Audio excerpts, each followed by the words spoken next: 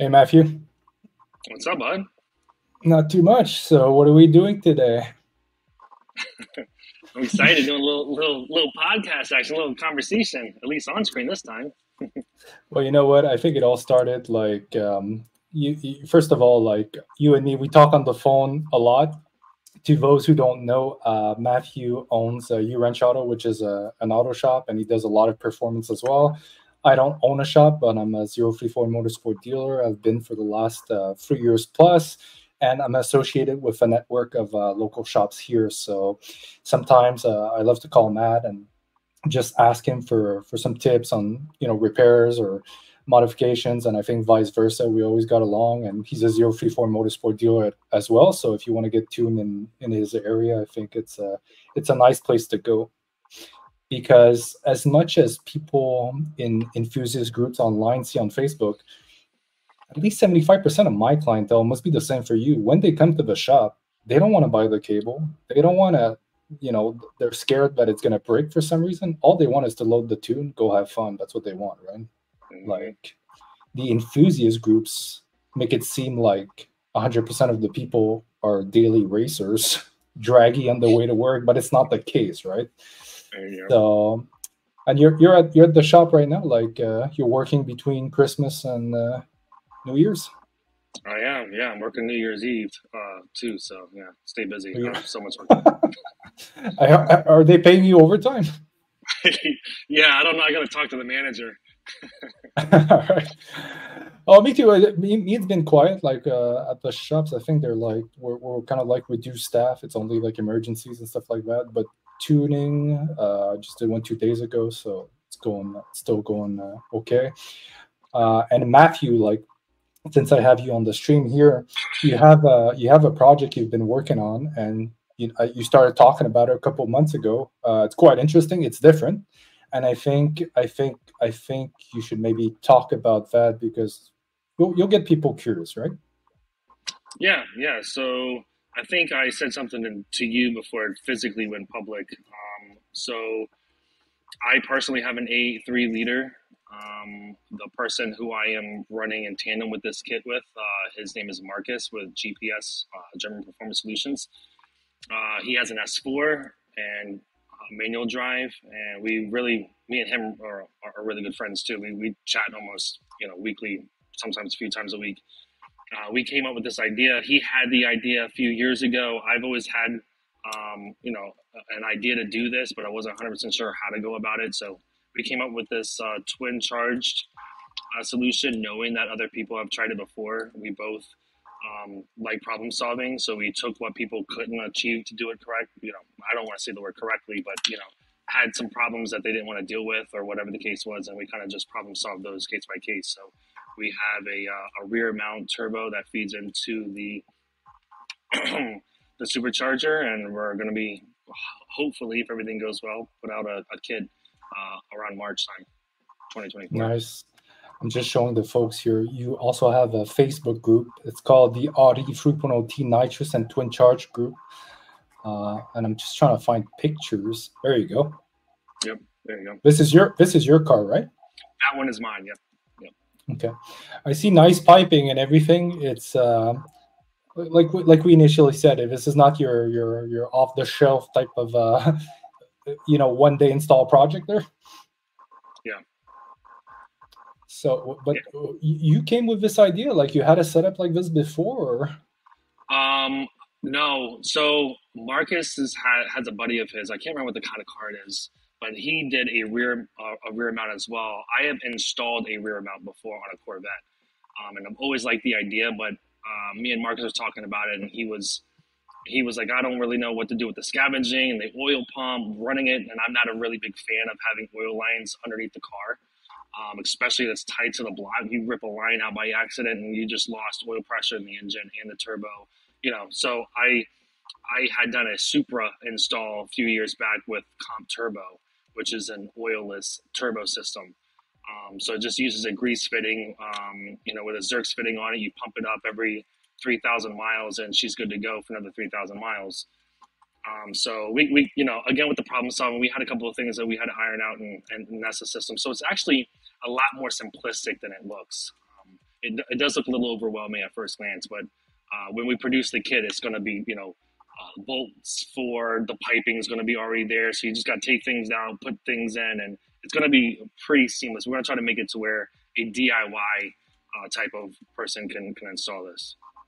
No, that's cool. And I mean, I'm not bashing on anyone. I'm just playing devil's advocate. People sometimes mess up. They don't read the instructions on how to install a crank pulley on a 3.0T. So it's stuff that, when they let off, like sometimes, I don't know about you, but as a dealer, sometimes I just sell parts and they want to install them themselves, which is fine.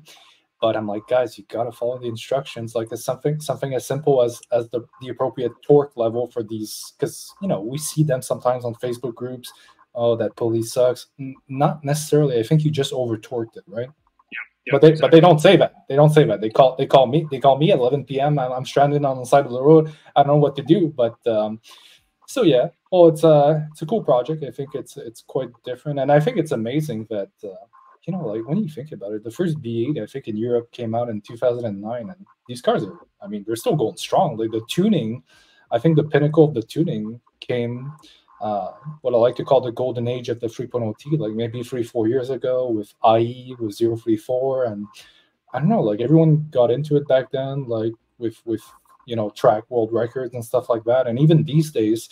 I think we've all seen this year the new coming tuner Jackal Motorsport. And I think they're doing quite well, and it's cool. It's okay, like in the sense that like these cars are still being kept alive. You know what I mean? And I don't know about you, but me, I still sell the B8 through the shops. The 034 Motorsport tunes are still selling well. There's the B9 this year. I went pretty hardcore at it. That was one of the things that, to be honest, I did not expect to reach the 9 seconds so quickly. Yeah. But it was fun, and when I explain it to clients, I always tell them like, it's as much as I love my Charger, you can't compare it to a Stage 3 B9, because the way I try to dumb it down or generalize it for everyone to understand, we're all on the same page. Guys, you could go to Matt's shop, or you can come to one of the shops I'm affiliated with, and tomorrow morning you guys can buy a 2015 in good shape S4. We can FBO the car. We can full bolt on the car in 1 or 2 days. And I guarantee that if you go to that track that weekend, you're not necessarily going to make 10s. Whereas we'll do the same thing. Go get yourself a B9, B9 and a half, S4, S5, doesn't really matter. Come to us. That one will do it in one day. And then go to the track that weekend, and I guarantee you'll hit 10s if you try more than one run. Because even with a shitty launch, you don't need driving skills. Like it's that stupid, powerful. Yeah, exactly. Yeah. So the challenge was obviously, and I posted on my Instagram account like earlier this year when we installed that 810, we're aiming for 9s, right? Like 10s is like, you could have your kids on the back of, if you're willing to, in Mexico there. Yeah. So it's just, and we I think we've all seen. I think you're good friends with him. I'm not that close to him, but we've chatted once in a while. It was pleasant. David Muzienko, am I saying his name right? Yeah. Yep. I know he's doing good times also with his SQ5 there. Yep. Not a lot of people try with the SQ5. It's even heavier than the cars there. So that was fun to see. But besides that, I mean, I was expecting more, because when we hit an actual track record back in May this year, I was expecting this fall, boost season for people to go out there, and the B9 crowd has completely went silent. And this summer, if you're part of that crowd, unfortunately, right now it's the current trend is let's get scared and it's gonna blow up. And I'm gonna keep it. Maybe I could tell you the numbers off camera, off record, but you'd be surprised. Like there's not tens of thousands of Stage 3 B9s in the world, right? Like they're very limited, but for some reason, so that's why I think it's cool, and that's one of the reasons why I think you still see a lot of B8s, because with time and more experience, I think that collectively you always have newcomers. People have more tricks or know how to mod them more properly or faster what to do than the B9 crowd, which is for now a bit more mature because they're first or second owners, but they're not necessarily more knowledgeable on the platform. Sure. So it's just one of those. Do you do a lot of B9s? Very, very small window. I'm a DIY shop, so everything is geared towards DIY. So the people that come in for 034, I'll flash, but they want to install their own 034 parts. So my kind of niche is a little different than what you would have, like people drop off. So the B9s that do come in, they're on the. I'm not touching the cars. I'm more into the B8s and the B8 and a halves, the And how D4s, the C7s. it's a rare one because obviously I think in Europe on some of the German groups I'm part of, I see guys with A8s 3.0 Ts, but they're I think it's more rare to find an A8 with a 3.0 T than a 4.0 T, right? Like, is it me Yes, or yes. so it's just one of the what made you go for the 3.0 T at first versus the more common 4.0? Yeah. When I was in the market looking for the cars, it was actually my first newer Audi. I had a B6 before, but I really wanted the 3 liter because of reliability. Yeah. So the reason why I ended up getting the 3.0 over the 4 liter was really reliability issues. Yep. Yeah. Oh, same thing here. I mean, like me, I started my adventure or my journey. I like to call it a journey with the 3.0 started back in the days, I think late 2017, early 2018. And back in the days, like I just wanted, like most people, just a stage one. I was on a very, very bad tune there, but I was happy. And then in 2019, everyone was really into, I don't know why, IE was really like the top tuner, I guess, back then. And IE was really the tuning that everyone was talking about. So I bought the tunes and I had fun with that. Performance. I had technical issues on my car, and I don't want to blame the tuner necessarily. These guys have always been super helpful. Like, to be honest, like I enjoyed talking to them. They were quick on responses, and they sent me sort of like maps to try to fix. And I was sure it was my car, but then after that, COVID happened, and some of the OGs, Matt Tremblay, Brian Cockle, and Rod, everyone was using 034 as well. So I'm like, it's COVID, or it's the only isolation thing that I can do, right? Stepping out of the house, staying by myself in my car. So I just went, and there's just features about the tune that I just personally like more. So, and then there was no looking back. The R7 files, I did a bit of testing on those, and then after that, like the files that we have now have been always optimized, but it was the real current tunes that we have now. So Hmm. the beat I really liked. I like tracking it. It was fun, and that's how I became a dealer because all I did is like I didn't bash, I didn't do nothing. Like Facebook group style. All I did was show up to my local track and those Unitronic guys, because they're local to me. They're 20 minutes away from me. They're HQ. Like they just came to me and they're just like, I can't believe the times you're doing. And we kind of like all have the same cars with the same mods, right? When it's a standard setup. So it was just that's how we started. Then I became a dealer, and ever since then, that 3.0 has been something I love, something that sells well in terms of tuning and modding. There's no more secrets on a 3.0 T. I think like you there for us there. Yeah. So, and the B9, like as much as I think it's stupid crazy power, like stage 3, it's not something that you know. After we hit 9.8 in May, we were super motivated to, let's see how lower it can get, and then 2 weeks later, it just dropped there. Kind of like my current C7. The objective was just to get into the tens, and like when I make those stories or whenever I make those posts on Instagram, those glory runs, negative DA about hitting tens and everything, they're valid, but they don't mean much to me personally. I Hmm. believe drag racing is a sport, and in accordance to the sport was always done on NHRA tracks. Kind of like Yep. it's like Matt. If I told you, oh, my uncle was a great hockey player. Oh, really? What team did he play in? Oh, he played for a team in South Africa. Like Yeah. Yeah. he can still be a professional, but unless you play in HL, it doesn't really mean much to a lot of people, right? So, and I know drag racing on street cars is different, but Yeah. It I is. try. I'm a literal type of guy, so I try to go according to how it's always been. Because otherwise, it's all these new categories that to me don't make sense. But it's okay, to each their own. Yeah. So yeah, that's pretty much it. And now that the C7 is in the tens like consistently, whether it's draggies or on track, like it's kind of boring. There's no more challenge for it. Of course, you could bring it, as so many of my followers on Instagram suggest, lower, but you need the push, the motivation to do it. I don't.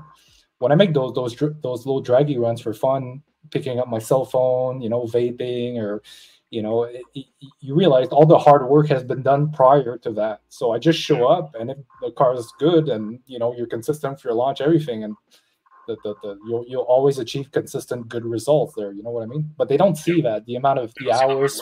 Yeah, they don't see the fine tuning, the optimization. Every time you put something on the car, like for example, like it happens to you, I'm sure, on a daily. Well, me, it happens to me on a weekly basis. I'm sure you as well. Oh, I have a throttle body on the car. Okay, I have a throttle body on my car too, but I really, really sort of fine tuned it. How? Well, it's pretty simple. My adapter, I made it so that it's perfectly smooth with the throttle body, and the entrance of my supercharger, I opened it, which yeah, exactly. It's not a full port, but it's kind of like I guess a baby port. I don't know the exact nomenclature, just to make sure that I'm not gonna artificially create more boost by installing bigger pulleys, but I do generate more boost by letting it breathe as best as it can, right? With an optimized like intake as well. So that's all that, and I kind of like your project. It, especially in the stage where you're at right now, you're fine tuning everything. You're still creating, I guess, more parts or supporting mods, and now if you're not already into the tuning of it, it's a process, and most people, they just want to slap it on and magically hit 10. So unfortunately, that's not going to happen. Go buy yourself a Tesla Plate, you'll even hit nines magically like that. But with these cars, but it's fun, and especially like yours, the A8 or a C7. I find these cars age so well if you're into the appearance of the vehicle. Like it's very sleeper. I never get looked at on the road except from Volkswagen. I don't know why. Maybe the proximity to Unitronics is the only cars that want to race me in the summertime on the highway, or Volkswagens. I don't know why. It's always friendly. We smile and we do it. But the BMW crowd, that you I don't know if you do a lot of. You have customers with BMWs. Yeah, I got a couple of guys with the 58s that come in here and the M55s. Okay, the new M's, they're crazy stupid fast. Like it's not even the same level as. I've got a guy that's got an M3 competition that comes in here. He actually wants me to do a 4-liter swap in his. He's got an S4 as well, and that thing is nasty. That's like my whole goal. Just go out there with the A8 that weighs 4,400 pounds and just start slaughtering these BMWs. That's my goal. It's your personal car, right? It's my personal car. Yeah, but no, it's a business car, but it's a car that you drive. It's a daily, right? It's not going to be now. I also have a Q5. Yeah, okay. So I'm not going to daily it every day now, but yeah. No, because you're a big guy, so I'm like, it's normal that me and an A8, it would just be like, I feel more comfortable if I chauffeured people around than just driving it like that. It's kind of like it's a guy I appreciate, and I think you're close to him. His name is Fred Zimmer. Fred. I had no idea until someone told me, because we were just talking about people who are enthusiasts on groups and stuff like that. I had no idea that guy was close to like 7 feet tall.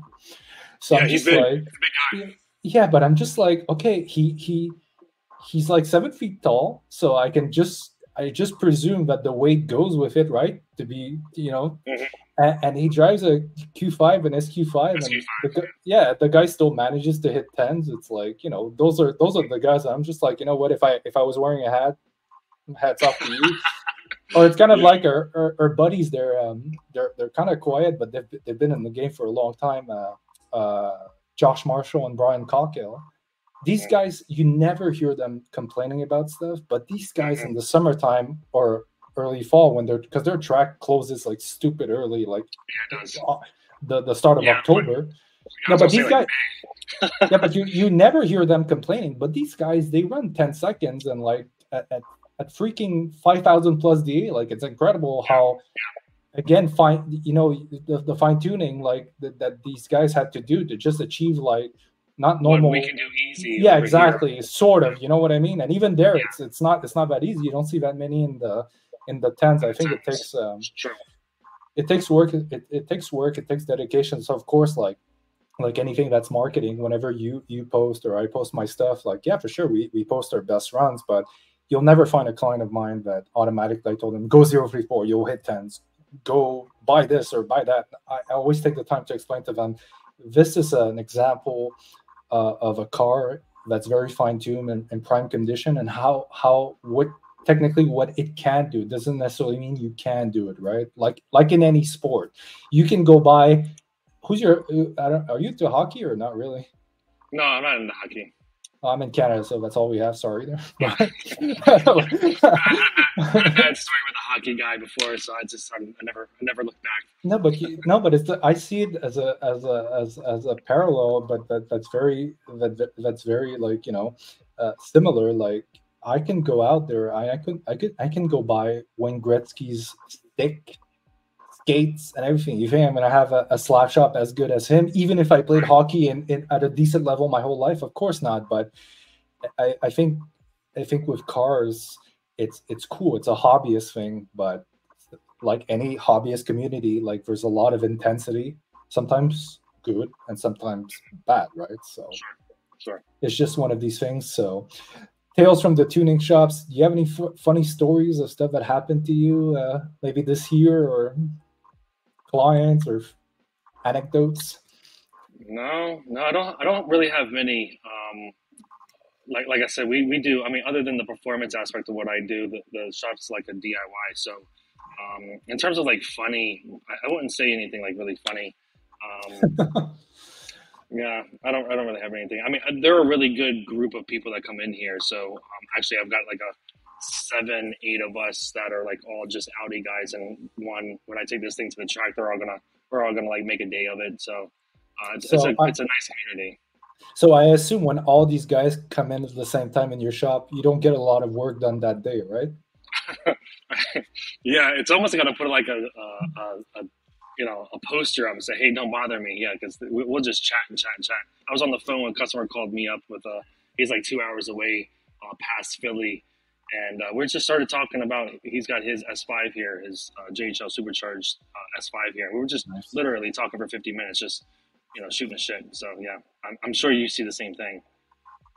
All the time. I mean, and it's okay. I'm used to it, and they come, and for them it's like they're so happy because of course they all have their friends who are maybe car guys as well, but the ones who they want to talk to you, they want to talk to me because we're their tuners, right? We take care, and we're their mechanics, we take care of their cars. So sometimes they arrive at the shop and they bring you coffee, it's sweet, but they're so excited, and then half an hour has gone by. I'm like, you got to let some of my guys start there, because otherwise it's not going to finish. And there's also like any hobbyist, like we all have different budgets, but every single month there's some guys, hey Jan, I'm like, yeah, let me guess, what do you want to add on the car this month? How much you have to spend this month? Like, and it's okay. I mean, they can spend their hard-earned money wherever they want, because if it wasn't on the car, I guess it would be on something else, right? They're just hobbyists. So, but it's crazy to me, like some of these cars, like, and they post, like I see my customers, I always remain professional, but they don't post about like how fast the car is, stuff like that. They just post their whole grocery list, and it's like I could feed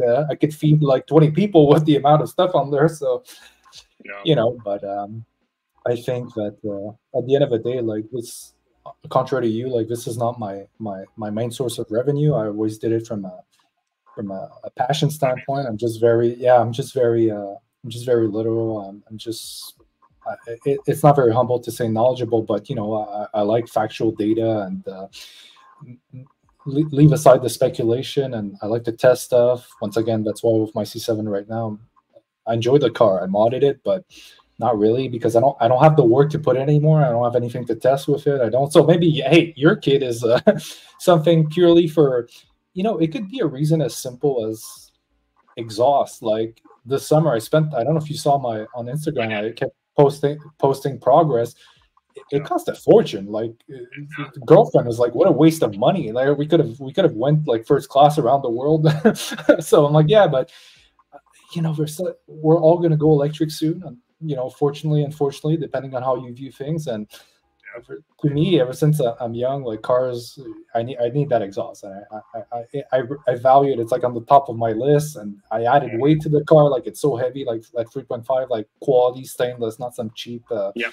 Yep. pipe in there. So I actually added weight to the car, but it was all worth it because now every time I fire it up, I don't really drive anymore. I've got a company car as well. Every time I fire Mhm. it up and I just go for a little ride or those draggy glory runs, like I love Yeah. it. I love it. So, and Yeah. just with your kit, like I never heard it. Like like guys, like folks like Matt never revved it for me, but I assume that the sound is completely different from a standard 3.0. No.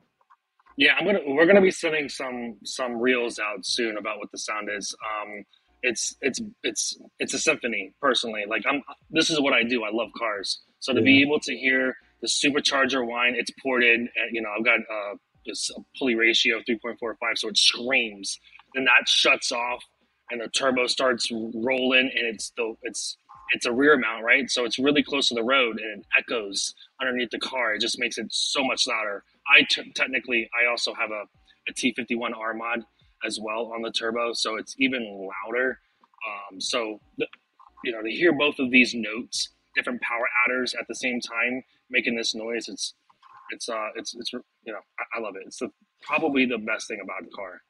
Matt, I get questions just from your kid, like in the private streams that I do for the 3.0 T guys on the first V8 one. A guy asked, actually, he doesn't know you, but I guess he heard about your kid, and he told me, like, JM, like, what's the point of a twin screw, sort of a twin charge setup? I told him, well, listen, in a nutshell, and this is like the two, a very like headline sort of thing. Mm-hmm. Imagine being able to have the instant torque of your supercharger down low. Mm-hmm. That's going to be accomplished, let's say, for example, I don't know if I'm right, but like with a high pulley ratio, but then mid band to upper band, then a turbo takes over. And I think that he understood. So I don't know if my simple explanation is okay, or if you want to go more into it. Yeah, no, I mean, simply put, it's a linear power band from start to finish. Where I don't the cons of having a turbo, right, is you have turbo lag, especially in a rear mount where Yeah, these yeah. things really get it's got all this pipe to travel this boost through. So to have turbo lag, you have the power of the engine, the exhaust gases starting to get that turbo kicking up, and then boom, all of a sudden you get all the torque, heavy on the rides, but you get this explosiveness of power. Whereas the twin charge setup, you fill in that void of that turbo lag and have instant power right off rip. So I'm going to be running a really high pulley ratio, like a 366. I'm going to do like a 209 with a 57 because it shuts off early RPM. So all that heat generated is gone. I don't have to worry about that anymore. And then I have more efficiency with that turbo on the back end. So it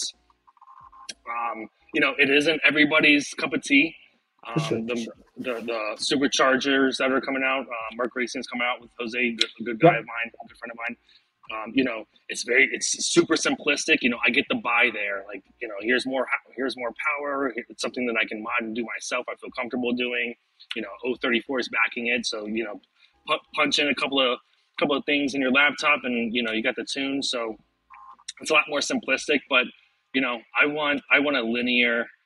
I don't want the car to dip down. I also love the explosiveness of the turbo. It's way more efficient, and I just personally also run nitrous too. So, I got this whole overwhelming power adders going all over the place. So, but it's not no, everybody's cup of tea.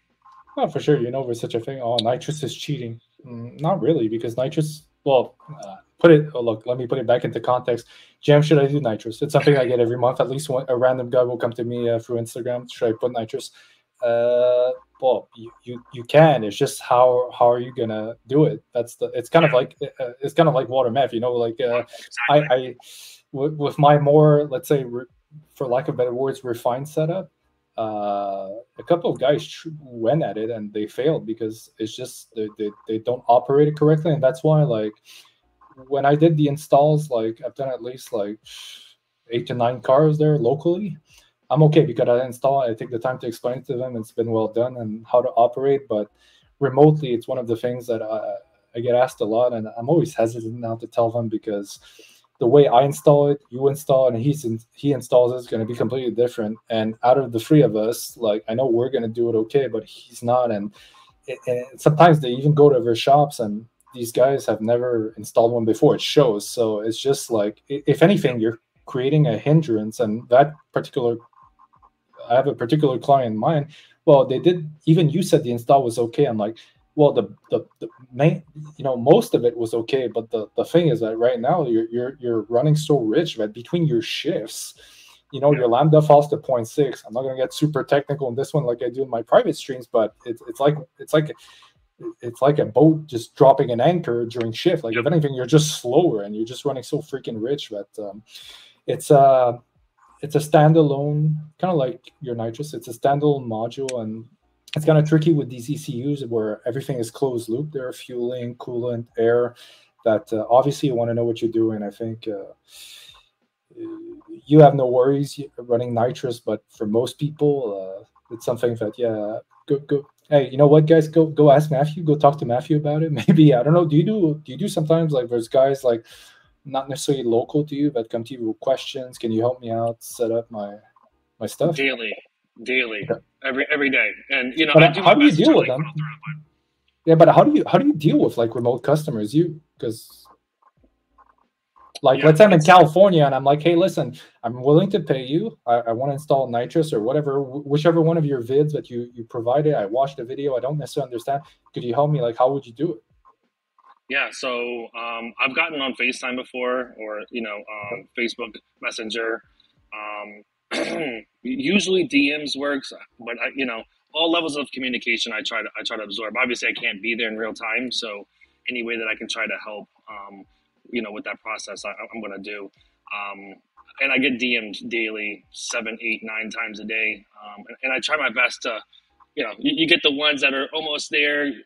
You get the ones that have no idea, and then it's also pretty cool that you get to develop relationships with people over the long term. I have a guy that had reached out to me probably 9, 10 months ago, probably shortly after I dropped my YouTube video of the nitrous install, and he was like, "Man, I wouldn't have done it if it wasn't without you. Like, this is incredible." And he started like playing around with nitrous and. Now we pretty much talk weekly now. So it's also, I do it for the community. I'm not here to like make money off the guy in California. That's not what I really care about.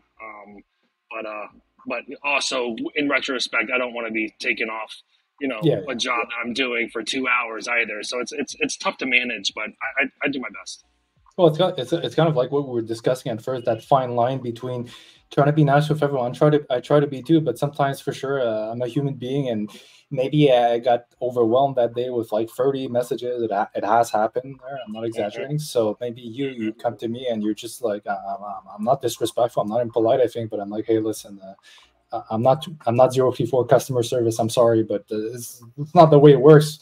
I'm happy though when I thought you worked from 034. I'm happy when ironically when someone tells me that, because it shows the level of dedication I have there. Like, if I'm going to do it into it, and once again, it's not my main source of that, but they if I'm going to do it something, might as well do it right, and for sure. I think like you, me neither. It's the most rewarding thing is just, when customers leave, especially you could be, it doesn't matter what stage you are.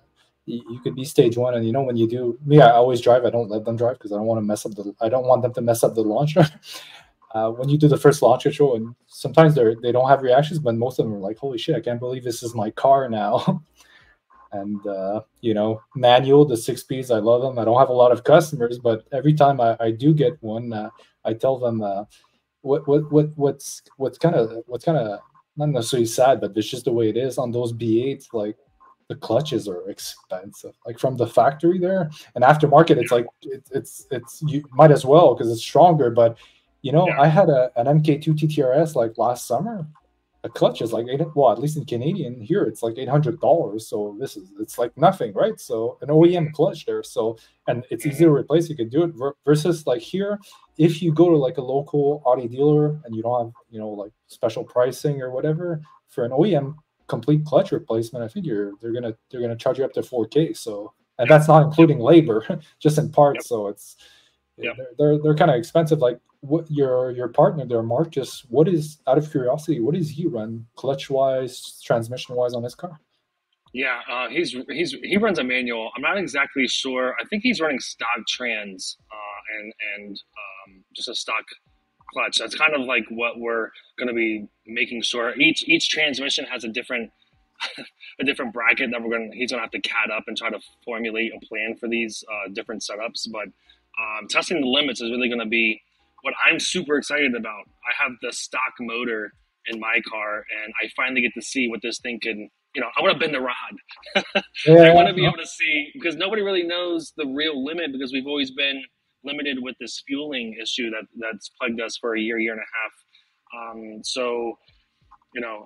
I'm excited to see what the motor can withstand, and I'm excited to see what the manual. I think the weakest link is going to be the DSGs, because I know stage 2 cars that are running E40, and it's too much for these packs.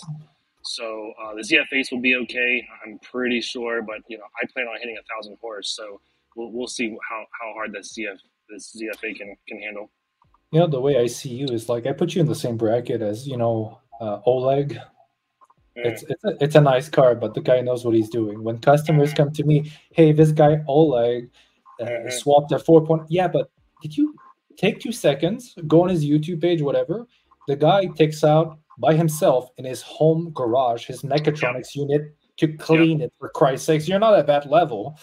Jay Bullington, oh, you saw Jay's car?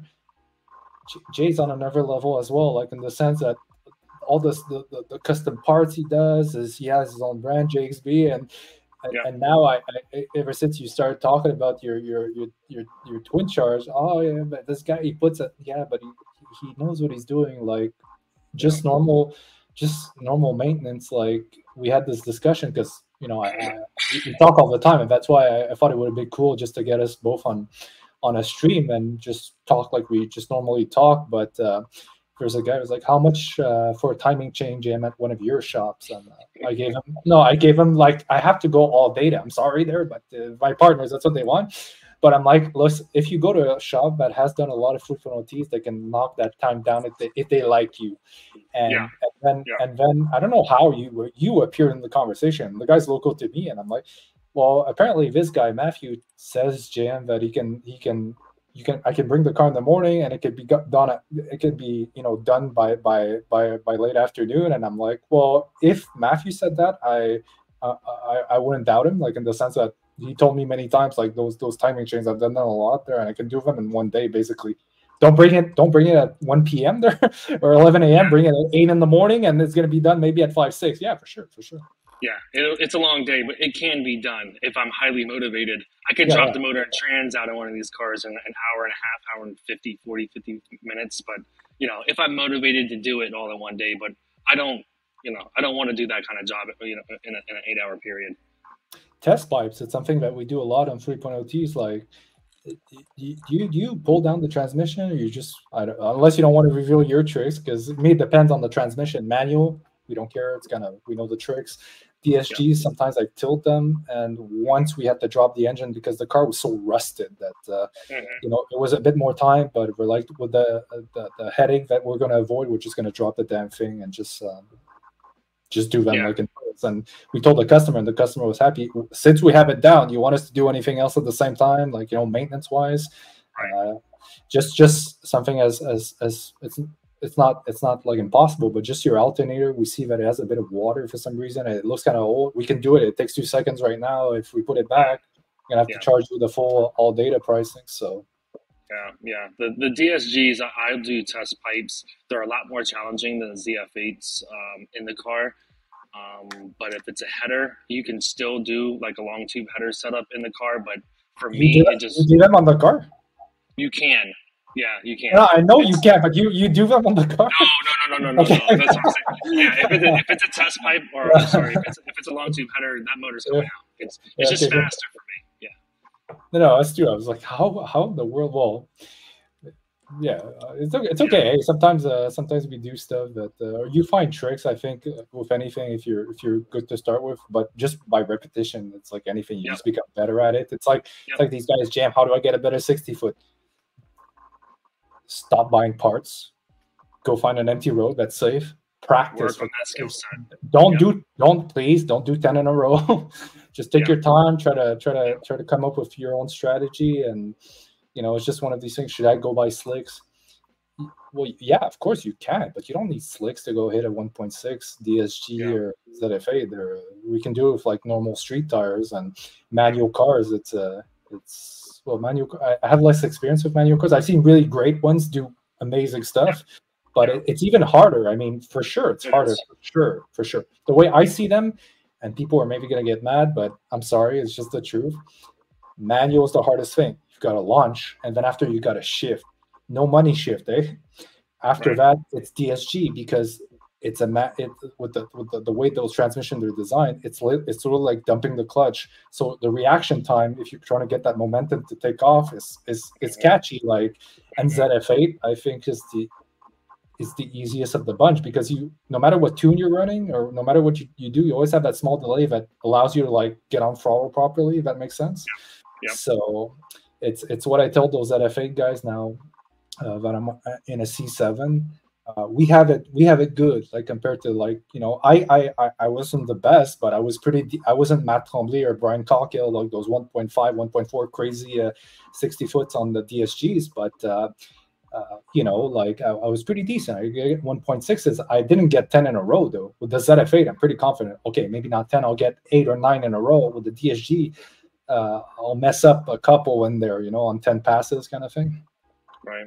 It's tricky, but it's part of the game. We're chasing, again, like, you got to put it back into perspective. We're chasing hundreds or tenths of a second. Like, it all comes down to the little tricks. And why am I talking about this? Well, I don't know. We're talking about customers, and sometimes, like, I'm just trying to be honest. Like, if it's a passion for you, go ahead. We can put all the parts you want. You're the boss. You're the client. But if you're if you're the type of client that's just looking for an occasional draggy run or even track, and you actually take it seriously, you don't need to spend, like, you don't need to buy the entire catalog of whatever your favorite brand is. It comes down more to the driver. You know what I mean? Yep. So it's just one of these things. But once again, 75% of the clients, they just want a bit more. And I always ask them, I don't know how you approach when your clients when it comes to sales, but me, I always ask them first thing, what are you going to do with the car? And they're always perplexed. What do you mean? Are you going to, is it because you want to, you're a weekend racer? You're a street Right. racer? Oh, I have those guys. They street race. They don't care about the slicks all day, but they send me private messages on Instagram with the money pots that they won that weekend against whatever I do muscle car too. that they smoked. Yeah.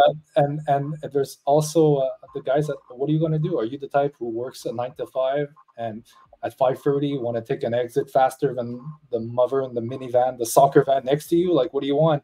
And most of them, it's just, oh, I just want to scare the shit out of my girlfriend if she's on her phone all the time in the car at a red light. So it's one of these things. But at least I'm happy, when they come to us. I try to treat them well, always be available.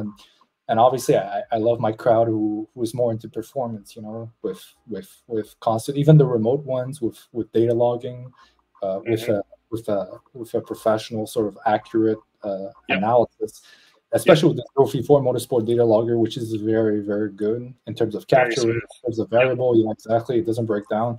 Yep. There's a lot that we can see from the logs, right? The PIDs. Yep. Actually, the Yep. private live streams that I do, uh, 3/4 of them, we deep down. It's kind of like Star Wars Episode 4. There's no intro. We're right down in the middle of the action, and we go right Deep at dive. it. And Let's go. yeah, Yeah. exactly. Yeah. There's no beginning. Like George Lucas, we like to start in the middle of the action, and we just go. I explain variable per variable and how to come up with a proper analysis, and not speculate that only this variable matters or that, all works together. Yeah. And this sentence that I came up with recently that I like a lot is x plus y equals z. X plus x can equal z, but sometimes the y is useful. It's there for a reason. I'm not saying your x, yeah, but JM, my x plus x equals z also. That's fine. But once again, the y is there because I don't know if, when we translate the cars for health purposes, for safety purposes, So that's a quick little analogy I like to do. Yeah. I like to do these things. I'm not trying to annoy people, but I just like it when I'm capable of making customers understand. It's Hmm. like, who are your best teachers, like in high school and university? Like, they were the ones that were passionate about Took their the thing, time. yeah, Yeah. took the time to really make sure you understood the subject at hand, right? So Right. Right. so yeah, but hey, Matt, we said that we didn't have a necessarily a scheduled time frame, but I think we said we were going to do approximately maybe 45 minutes to an hour, so we're reaching that mark. Oh, by the way, yes, this stream is sponsored by Prime.